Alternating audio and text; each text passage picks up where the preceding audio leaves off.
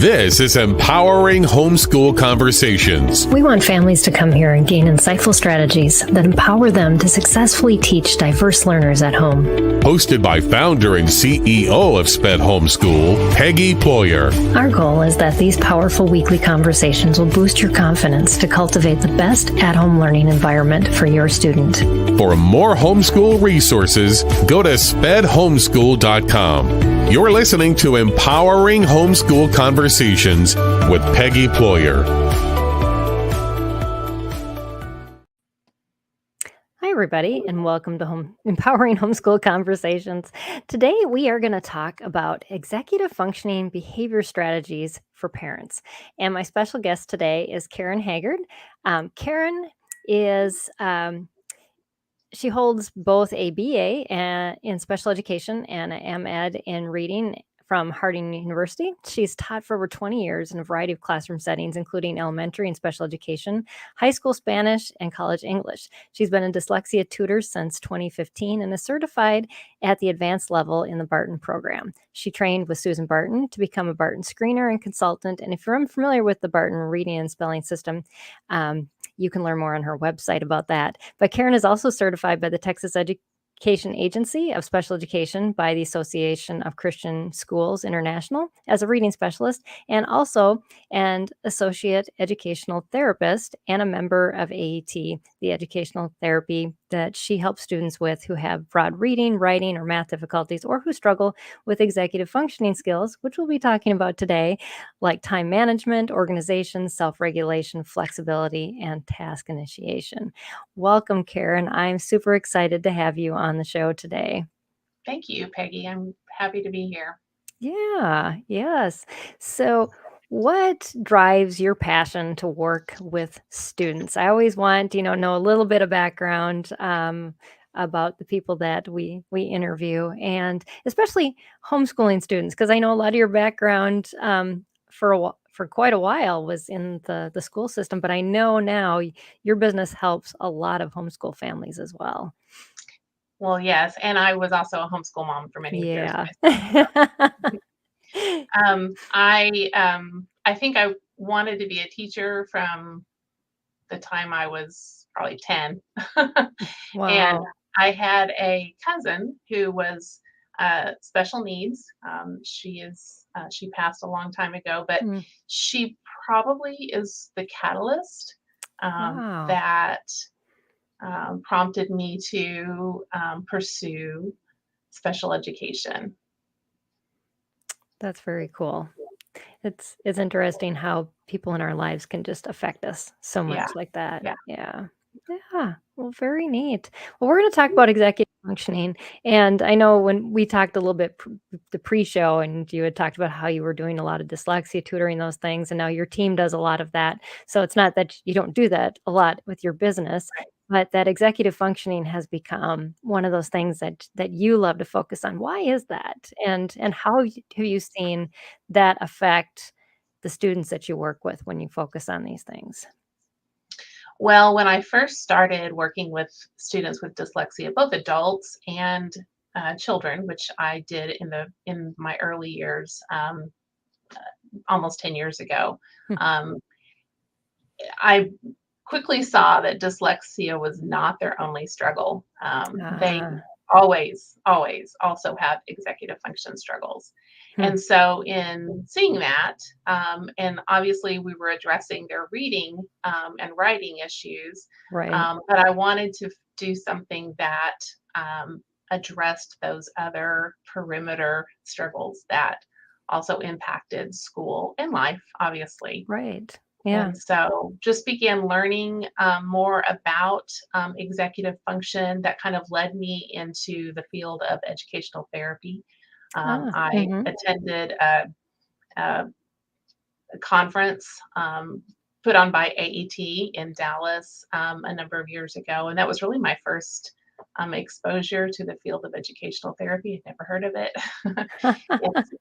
And just became more and more fascinated by that type of practice, which was really similar to what we were already doing with dyslexia therapy, just with a different focus in those sessions. And Yeah. so just kind of began learning more and more about how to help kids Mm-hmm. with those different types of struggles. And you can certainly apply those in a dyslexia session, Right. um, you know, in a um, in some 5-minute bites, if you will. But sometimes that's not really enough. It can help in the session. It can help the Right. teacher in the session to deal with those behaviors. It can help make those sessions more manageable and more successful. Mm-hmm. Um, but what about the other 23 hours of the day? Exactly. Which parents, that's the part that, we live in, and it's like, Yeah, "Oh, the struggle." And exactly. so what exactly are executive functions, and you talked, when you gave me things that you wanted to talk about, you talked about naming. Um, Yeah. and so what is the power in that, and exactly what is it? Okay. So that has kind of become my own spin on executive function coaching. I know other therapists do similar things, and it's a really important part. But it is, to me, it is the most important part of teaching executive function. Wow.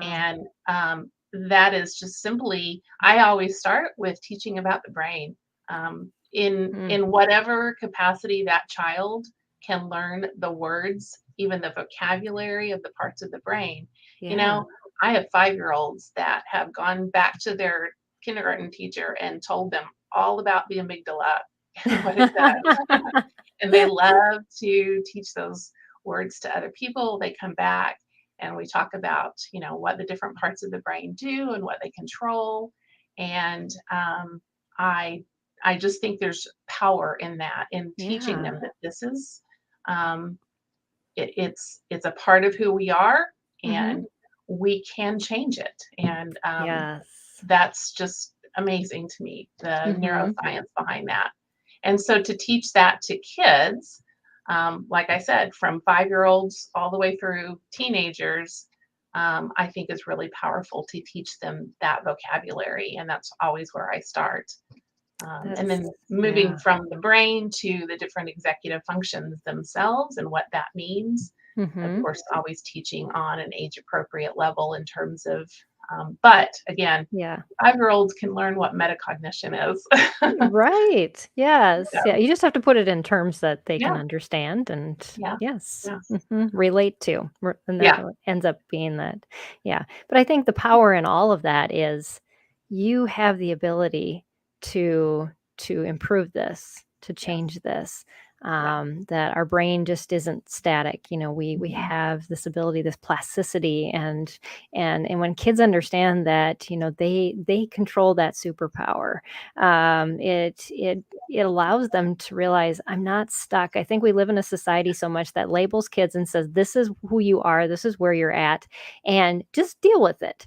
Instead of you have the power to do something about this, and I just applaud you for coming at it from that direction because God made us to be the best that we can be. And when we encourage kids to do that, they will embrace that. They want to get better. It's just that too often we tell them these things that get them in that cycle that they feel like there's just no way out. Mhm. And so yes, there's so much power in that. Yeah. Um, so specifically, as far as executive functioning goes, what ex- there's a whole, pile of things within Yes. executive functioning. So what are the names of that? Because I think probably more parents are going to understand that when you start describing them versus this whole umbrella of executive functioning. Right. Yeah. And that is you'll find a variety of different lists if you were to do a Google search of executive functions, but Yeah. generally there's anywhere between 9 and 12. Some people Hmm. break it down even more and come up with Oh, 15 or okay. 16.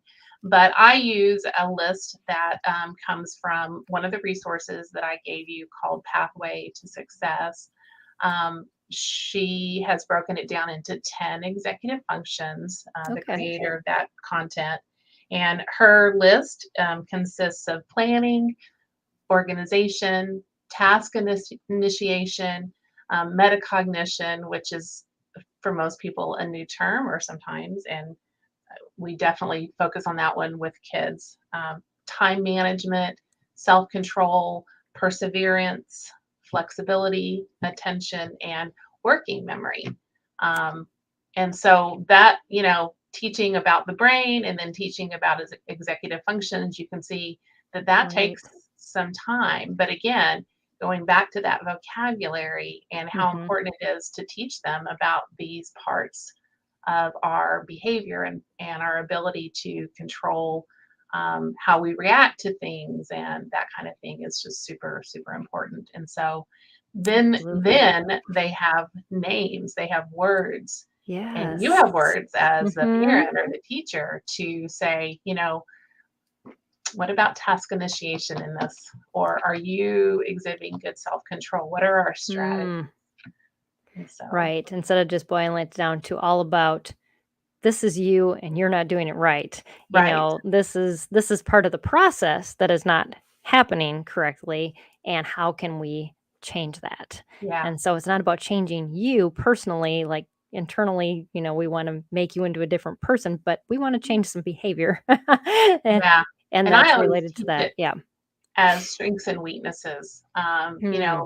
We all have strengths and we all have weaknesses Absolutely.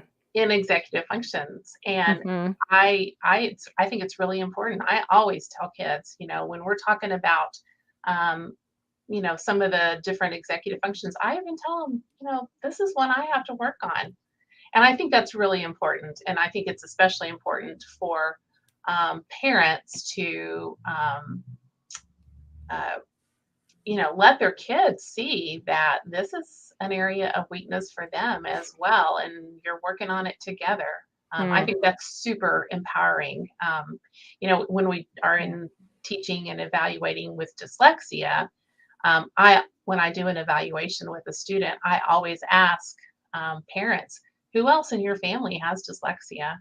And if the child knows who that person is, whether it's a parent, a grandparent, aunt, uncle, I think it's so helpful for them to say, you know what, just like Aunt Tracy, I have dyslexia, and this makes life a little challenging, but we're in this together.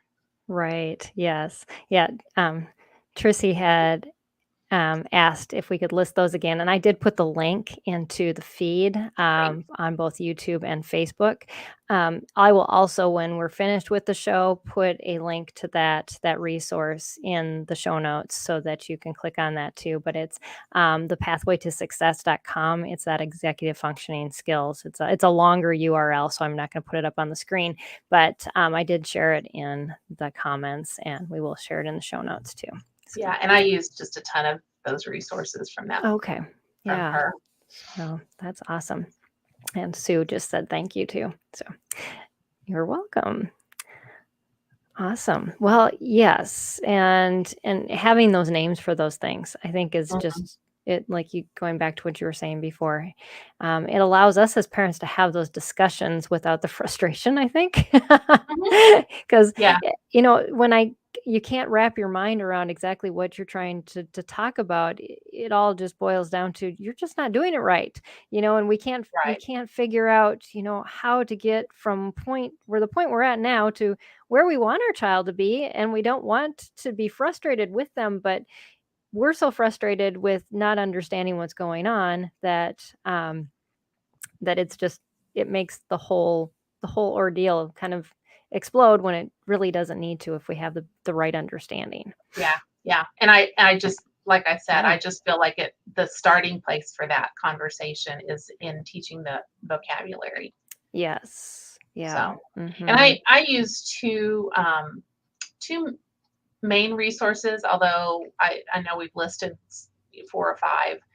But the Pathway to Success is one place that actually gives you the tools to um, uh, even do self-evaluations, which is really the next step for a Okay. child. And it really doesn't matter how old they are. Even a 5-year-old can look at once you've taught those executive function terms, you Mm-hmm. can look at that and say, well, do you think that you have good self-control?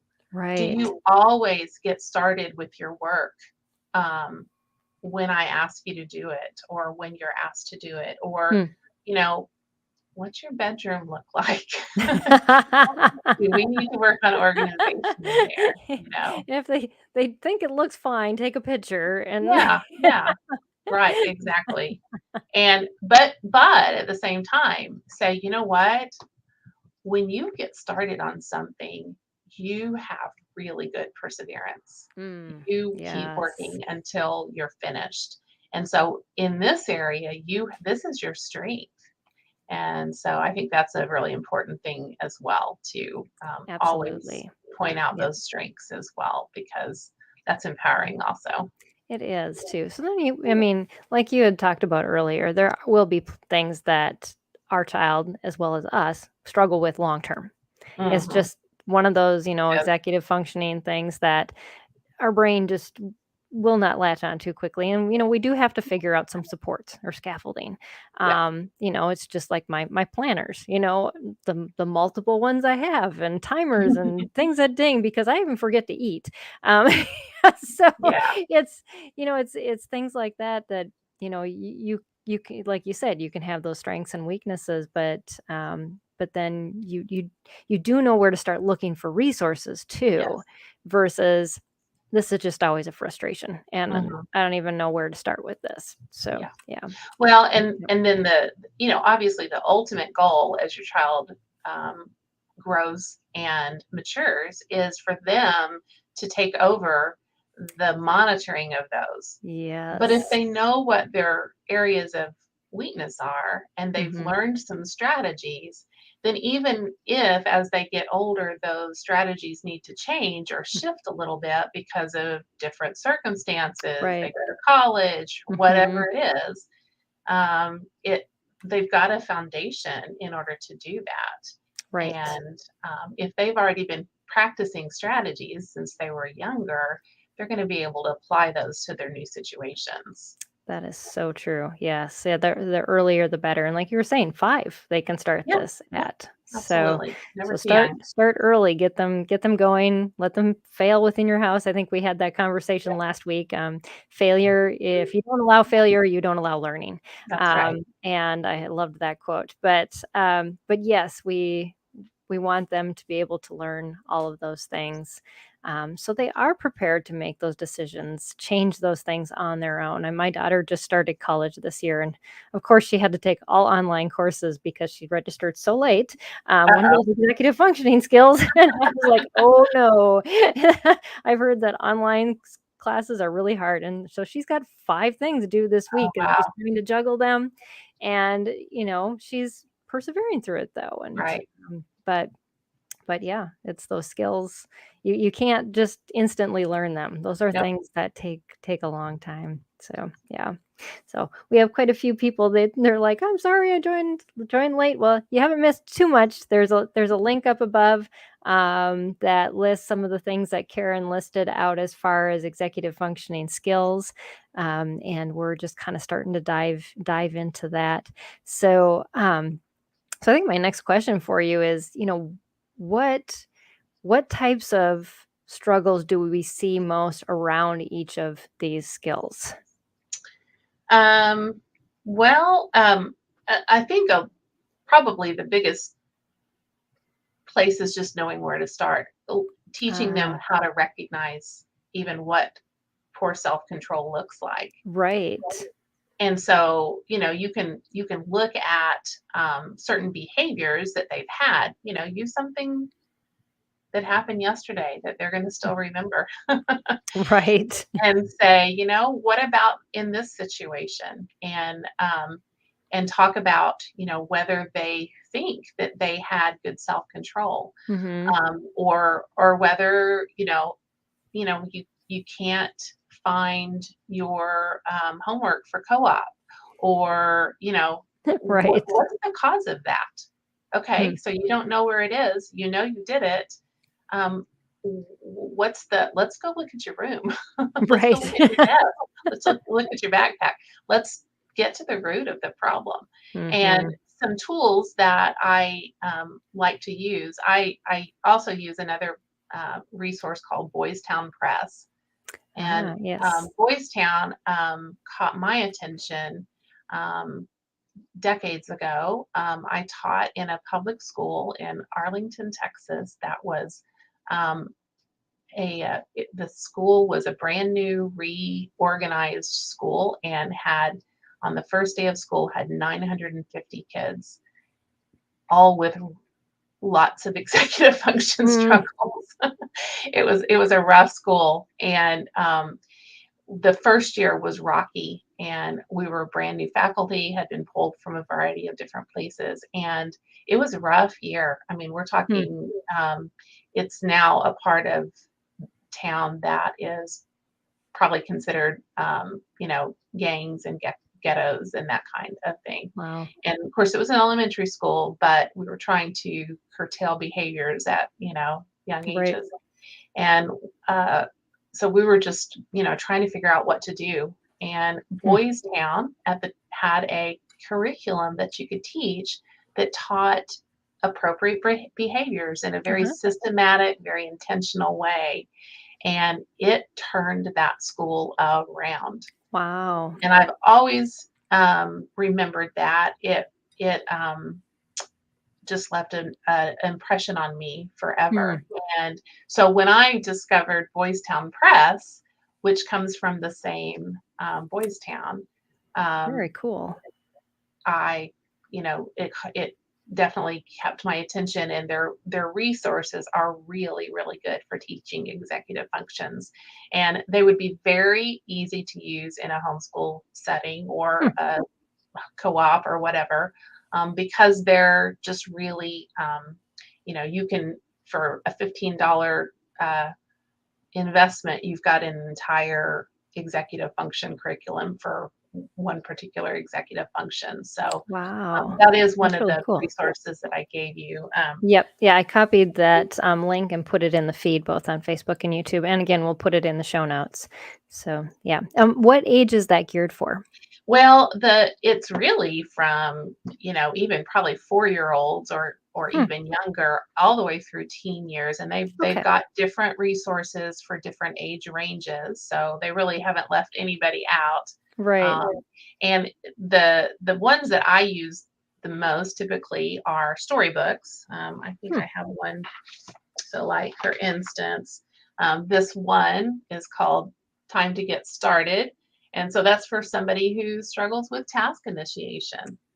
And the characters are very relatable. They're kids their age who are struggling with that executive Mm-hmm. function. And it usually gives the storyline has a home component and parent talking to the child, and then also Okay. going to school and Yeah. having the same struggles at school. And usually the parent has talked to the teacher, so the teacher knows what the executive function is that they're trying to work on. But it gives a strategy, usually Hmm. 3 or 4 steps that are Oh, very that's easy to awesome. follow So it takes and all the ways. guesswork out. Yep, ways to practice it. And then the Boys Town has also included these little, like little posters that you can put up and Oh, yes. So every time your child so walks by them, they will practice see the them and strategy. remember them. And yes, those are Yeah. awesome. And then there's downloadable activities also, where you can, discuss and talk through the strategy in a Hmm. variety of different fun ways, to then practice the strategies that the book teaches. So these could be used in, like I said, a homeschool situation with just one child or two children, or a co-op, or whatever kind of a Right. situation. But they're Yeah. super, super helpful. And for me, one-on-one in a therapy situation, they work great.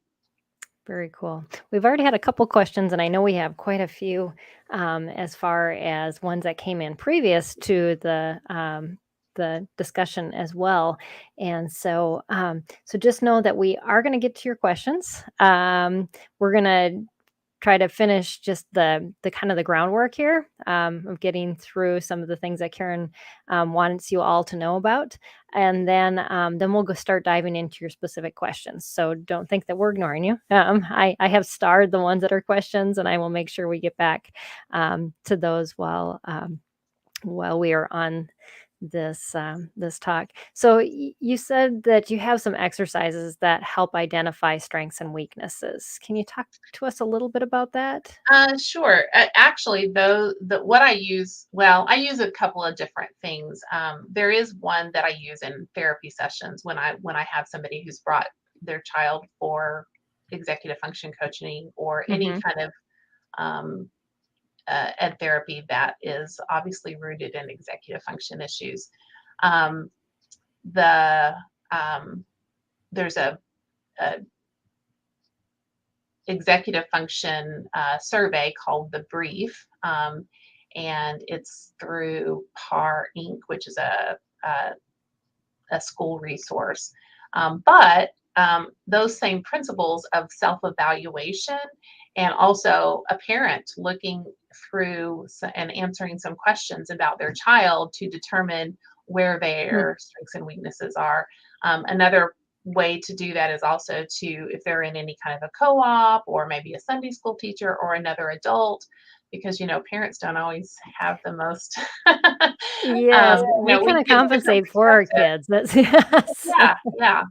I think as soon as the child is able to do some self-evaluation, you want to allow them to be a part of that evaluation. But Pathway to Success has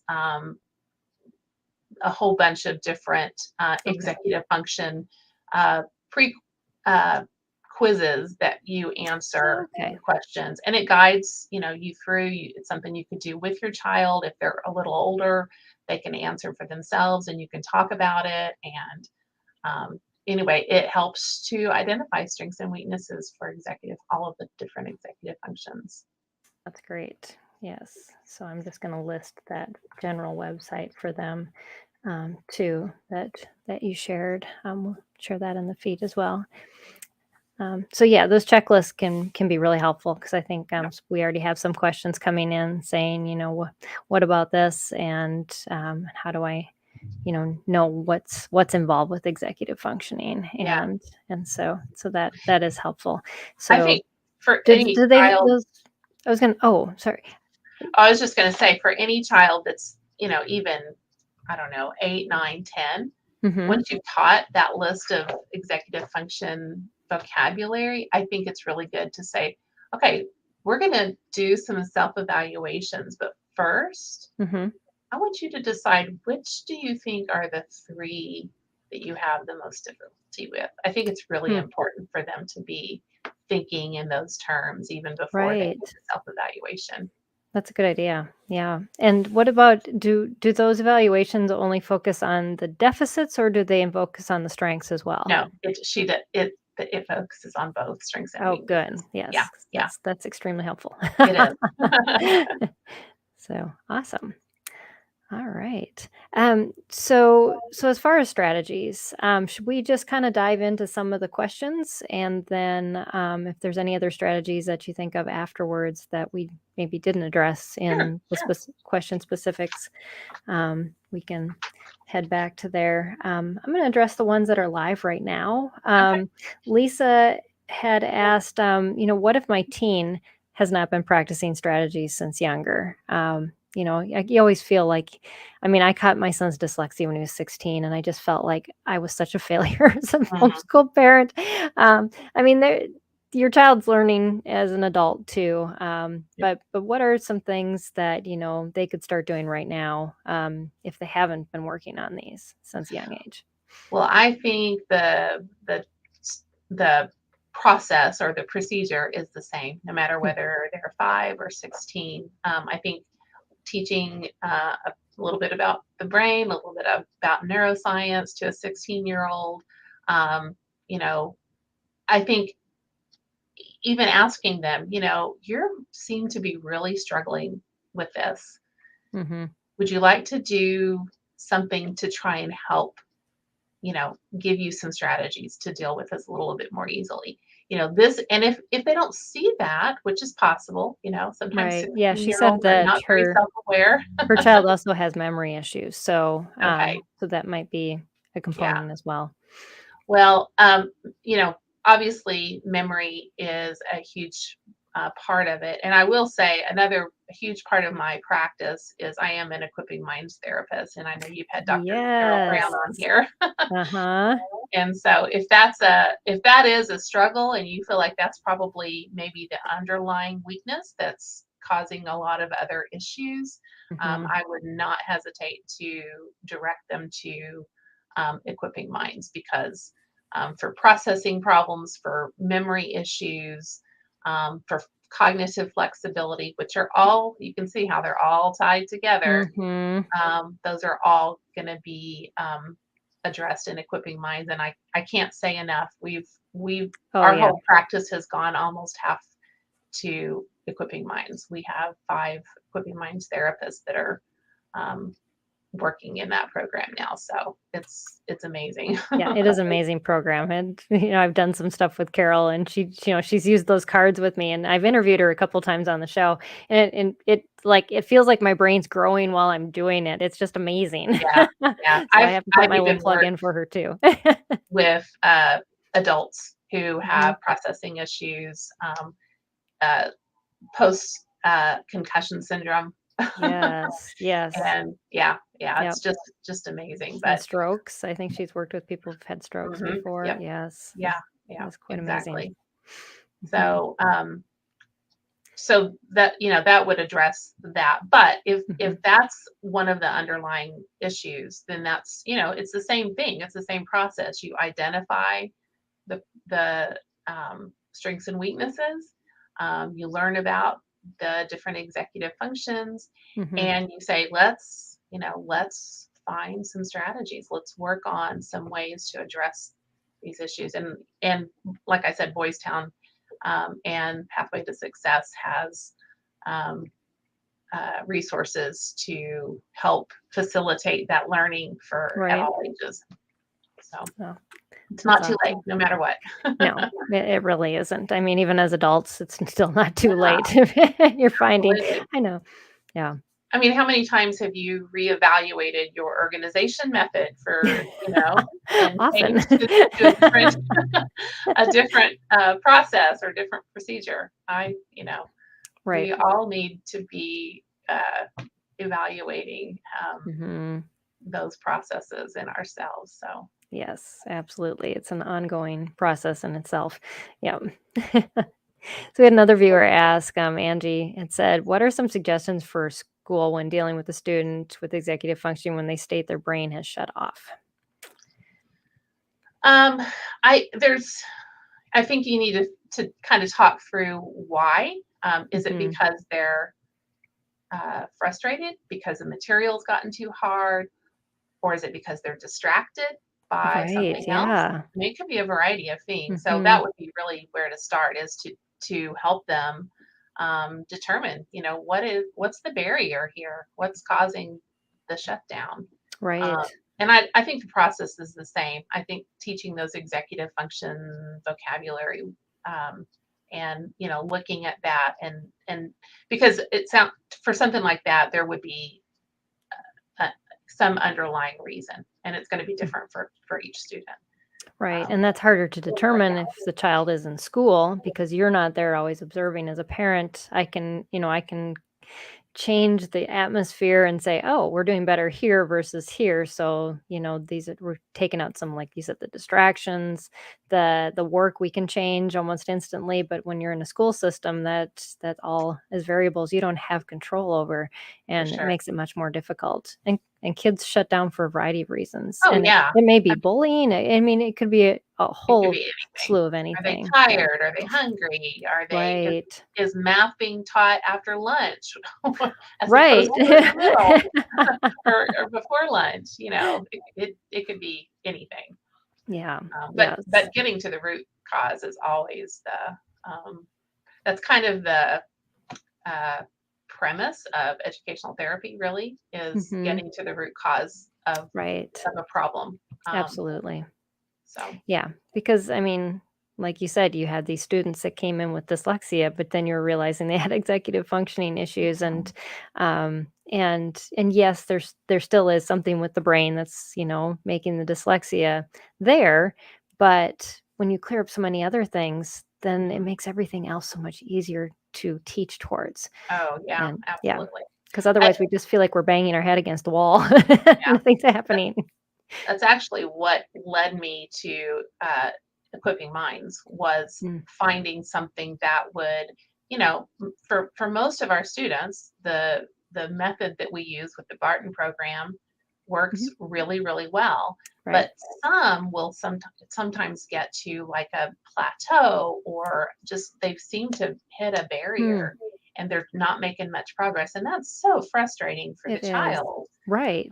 and the parent who's Yeah, paying the bill. right.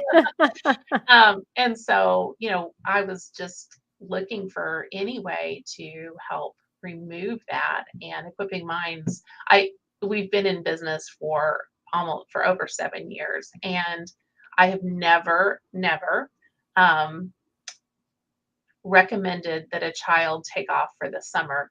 Parents always, Hmm, and I make that clear right up front. They need to work straight through the summer. We don't take off for the summer. right. But after starting Equipping Minds and seeing the progress that kids make after they do the Equipping Minds program, Hmm, I, for the first time this last summer, after doing this for a year and a half, I actually recommended to several students, parents, that we take the summer off from dyslexia tutoring and do Equipping Minds. And it's just amazing how much faster their dyslexia therapy is going after doing that. So and kids feel like they're playing games when they they're doing it, do. so it really doesn't seem like it's hard work. I mean, No, it does feel on your brain, it does feel like it's working, but it's yeah, gameplay, and it it is. makes it so much more fun. Yeah. Absolutely. So, well, that's really cool. So, I'm going to leave this up to you. We had quite a few questions that came in ahead of time, and I can throw them up on the screen how in whatever order you would like to address them. So, is Okay. there one specifically that you want to start with? Let me look and see. I did print them out. So I'll tell you what. I'll just I'll just start at the top of what you gave me earlier. Okay. And so um, Sarah H says, "Are there Yeah. quick techniques?" Okay. And so I actually went into the story, the Boys Town Press story, and the book for that I would recommend is called "Of Course It's a Big Deal," and it's Okay. about um, uh, getting control of a situation and not Okay. overreacting to it. And so the storyline teaches about a little boy who's having problems, having meltdowns, and getting Okay. upset, and not then being able to see his way out of that, because Hmm. that's typically what happens. They once it starts, they don't have a strategy for how to get out of it, Right. and sometimes they even verbalize later, "I just didn't know what else to do. I was stuck."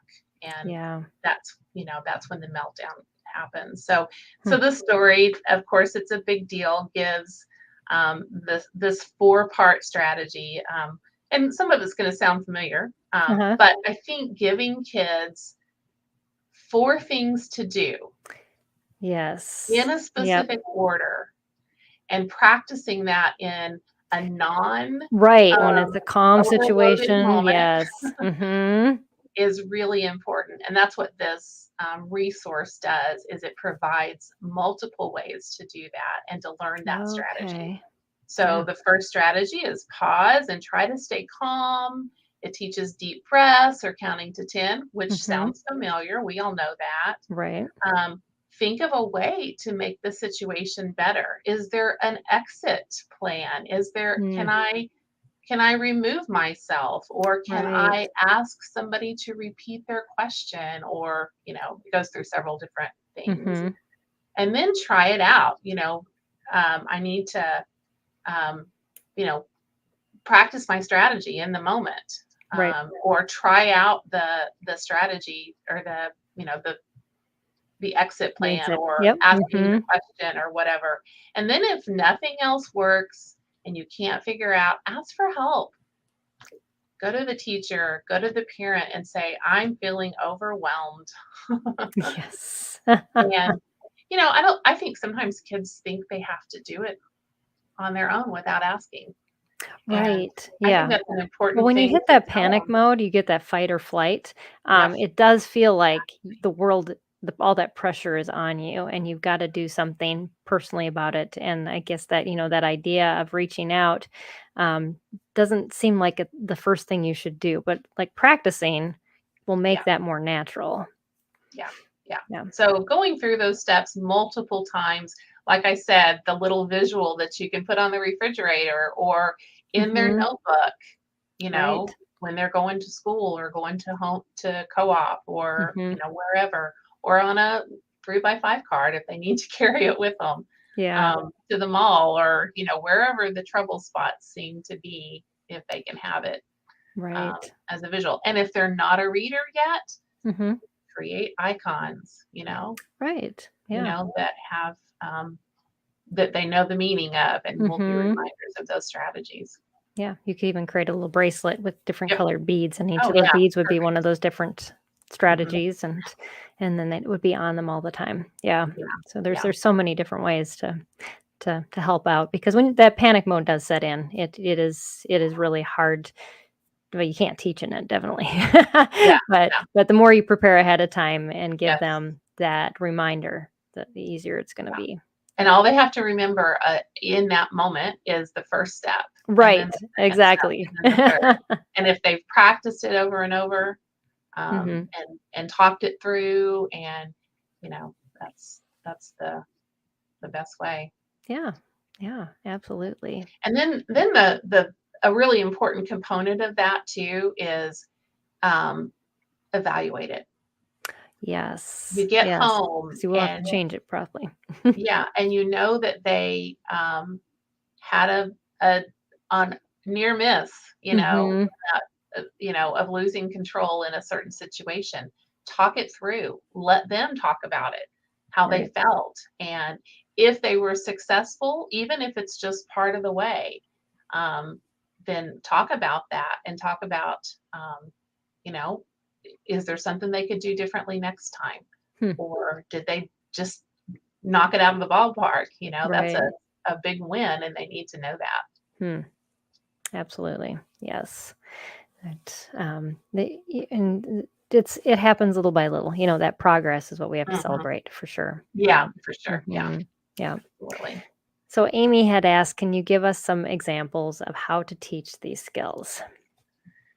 Um, I guess well, we've like I kind of gone said, through some of that. Yeah. yeah, I Mhm. think, like I said, teaching about the brain, um, Yes. and Mhm. and it doesn't have to be complicated. I have a little a visual that I just got online, and it's called the Amazing Brain, and I didn't even Hmm. have a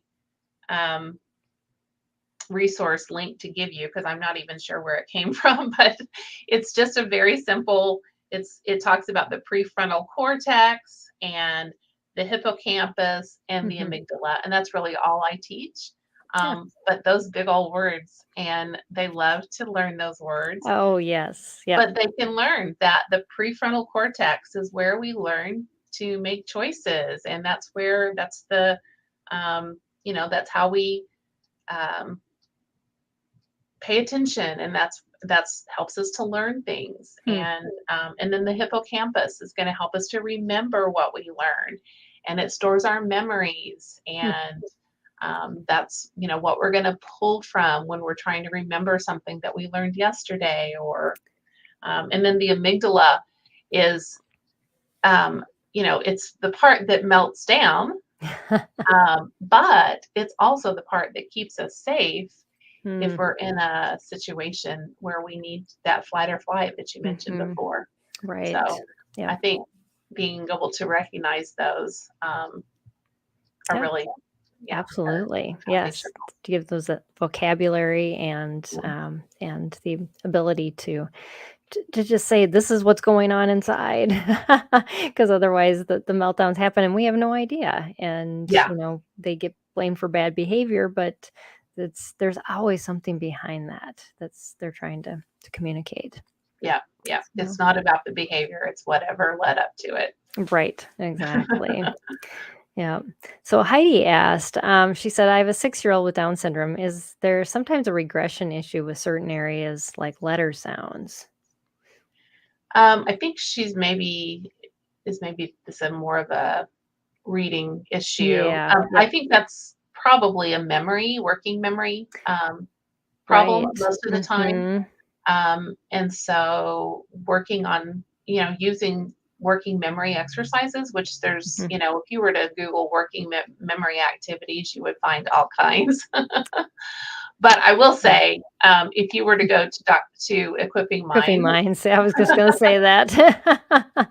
there's actually so the curriculum, the way it's uh, the way you can access the curriculum for Equipping Minds is through what uh, Carol calls the Roses program. Mhm. And Rose is actually a person with Down syndrome. Yes. And her story is amazing. I actually got Mhm. to meet Rose, and Ah, she graduated from junior community college, I think last year or maybe this year. I can't remember the time frame, but um, so if you are, looking for something to address those working right. memory and those Mhm. cognitive flexibility and processing skills, especially, which of course are all just so intermingled with executive function issues and struggles, that Yeah. I definitely would encourage her to go look at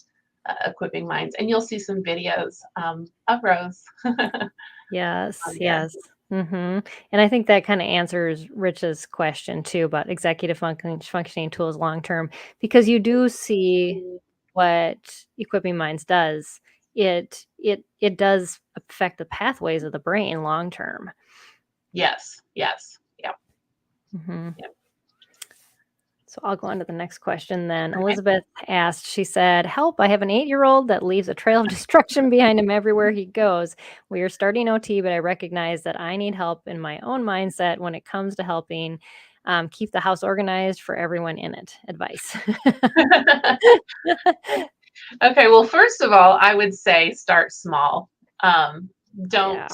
don't have and manage expectations both for the Yes. child and for yourself. Mhm. And I again back to being able to let your child know that you deal with this as well. I think that's huge. And Yes. we're gonna work on this together, buddy. And that there's just real power in that. And Absolutely. kids love to point out when we haven't followed through with something. And I would say, give them permission to do that as a partner in that process, as long as they're respectful and following still the standards of your household. Allowing them to partner with you in that as you both work on it. But again, start small, manage expectations, but then it's just the same process that I've already mentioned. Talk about it. Talk about Right. what part of the brain is struggling, Mhm. what's not connecting there, but that you're going to work on it. Right. Learn some strategies. And there's Mhm. actually several of the Boys Town um, books and sections that actually deal specifically with those types of organization. And I will That's say awesome. that one of the things about organization, which is one of the major executive functions, we think about that being a backpack issue or a bedroom issue, or like Hmm. she said, the trail of destruction. Right. But organization, the same part of the brain that um, you know either allow somebody to keep their backpack organized and keep track of their stuff is Mhm. also the same part of the brain that when you read a passage, allows you to organize the material in it. Oh, wow. Are you able to put that in, make sense of it. Hmm. And it's the same brain function essentially, that does those two things. And you wouldn't think that would be the Right. same thing, but it's organization. And if Yeah. you think It's about it, organization data in your yeah, brain versus if the you're physically. yeah, if you're asking somebody to write a summary, you're asking them to organize what they just read.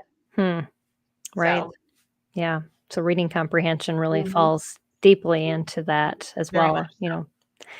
as they learn to read. Oh, that's amazing. Well, Heather asked a question. She said, my 9-year-old son tends to daydream, very slow to complete tasks. He's not necessarily being disobedient, but the behavior does cause some difficulty in completing his lessons for the day. How can I encourage him to stay focused? I've tried timers, positive reinforcement. Okay, so this is one of the same kind of thing that I mentioned before. There's a great book in the Boys Town Mhm. Press that teaches the strategies. And so I actually, again, pulled that up. The story that I picked it's called Time to Get Started. The author is Brian Smith, Hmm. and it focuses on task initiation, which is one of the Right. executive functions. And that's a biggie. It If you is. if you struggle with task initiation, there's a whole lot of things that can go wrong if you can't get Hmm. started. And so one of the very first parts of the strategies is, first of all, you have to decide what it is that needs to get done. Right. Sometimes that's where the breakdown is. If Yeah. they're looking at a messy room Oh, yeah. Mhm. and they don't even really know what they're supposed to do there, then you need to, identify that. Mhm. But then find out what's stopping you. If it's that I'm feeling overwhelmed, Right. or I don't know what tools are available to me here. Do I Mhm. have bins to put things in? Do I Right. have, all that's an Mhm. 8-year-old, that might be a struggle. Right, And then exactly. coming up with a plan and getting started. And then again, most of these um, teach self advocacy in some way. Mm. Ask for help. Right. Yes, yes, we all need help. Yeah, Uh, yeah. we're too And I think, independent of a society, and our kids get yeah. that message that, you're we were making you independent, and we put all this on them, and yet they're not quite ready for that Well, and then on their as own a side. as a parent, as a Mhm. mom, I think it's also important to make asking help for help safe. Yes. If Yep. your child that you sent to their room 30 minutes or 45 minutes ago to clean Mhm. comes in and says, "Mom, I need help," they need to know you're not going to Right. say, "Why haven't you gotten that room cleaned up?" Exactly. That's a legitimate question, and that Hmm. you are going to give legitimate help and go back over the strategies with them. And so it needs to be safe to ask for help. Yes, yes, that's so true. Yeah.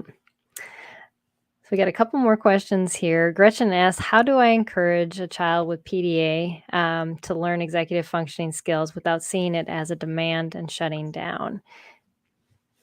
Okay, so to uh,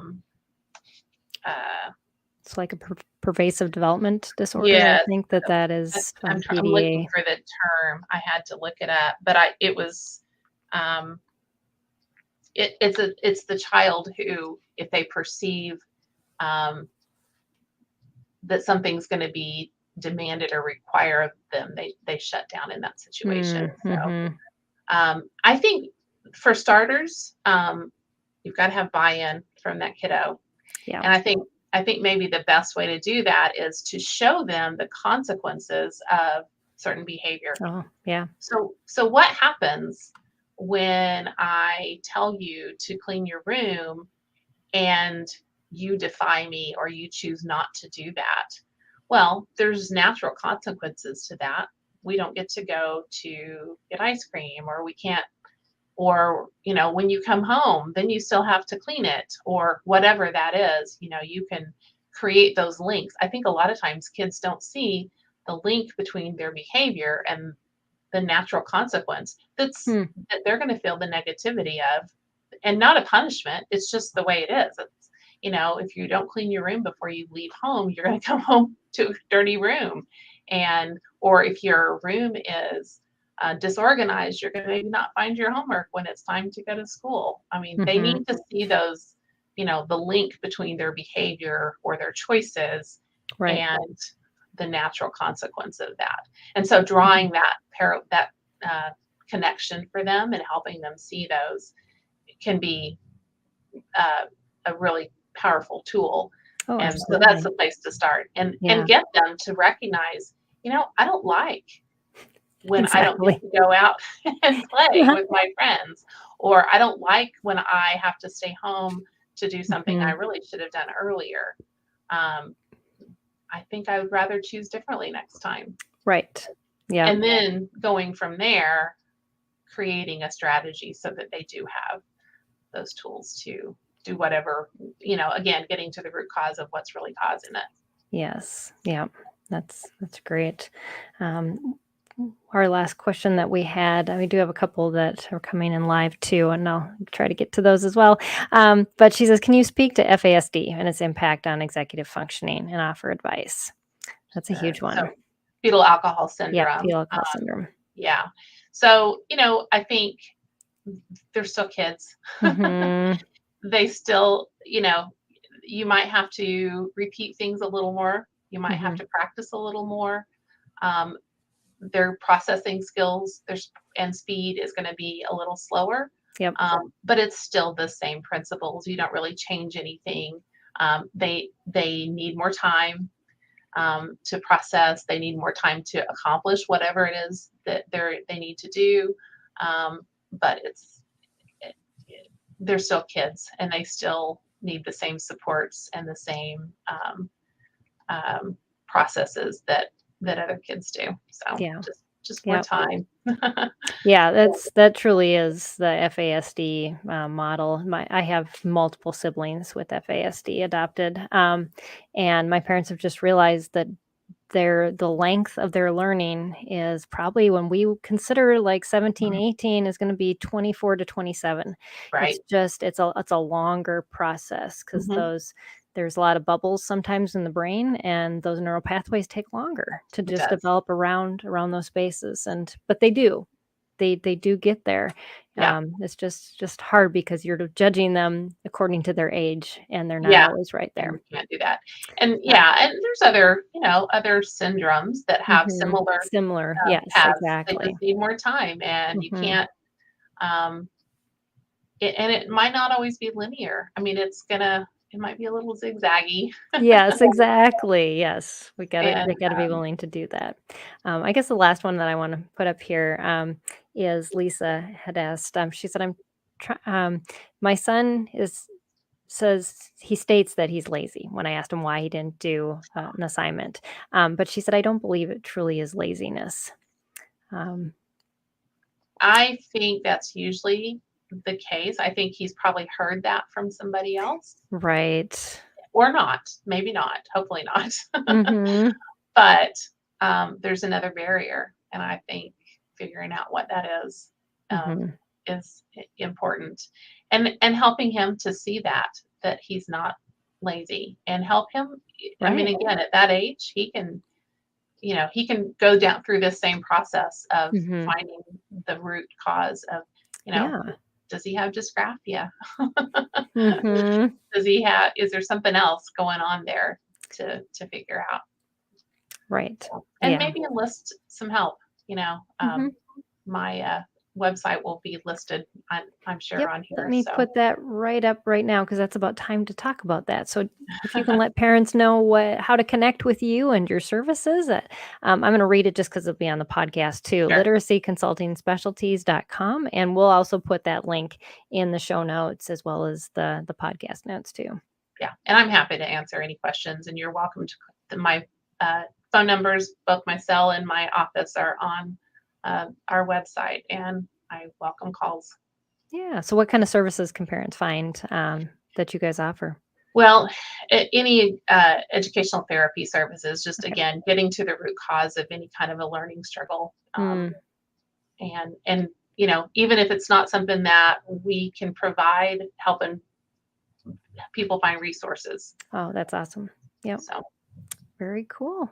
Well, thank you so much, Karen. This has been one packed hour. It went by really fast. It goes by super fast. Yes. Well, we appreciate you sharing about this. As you can see by all the questions, this is just an area that a lot of parents just don't quite know what to do. And you've answered just a variety of different scenarios. So I hope that you'll all feel encouraged. I know it's been really good. I just the things that you've talked to, I think I wish I would have had this information when teaching my kids when they were younger.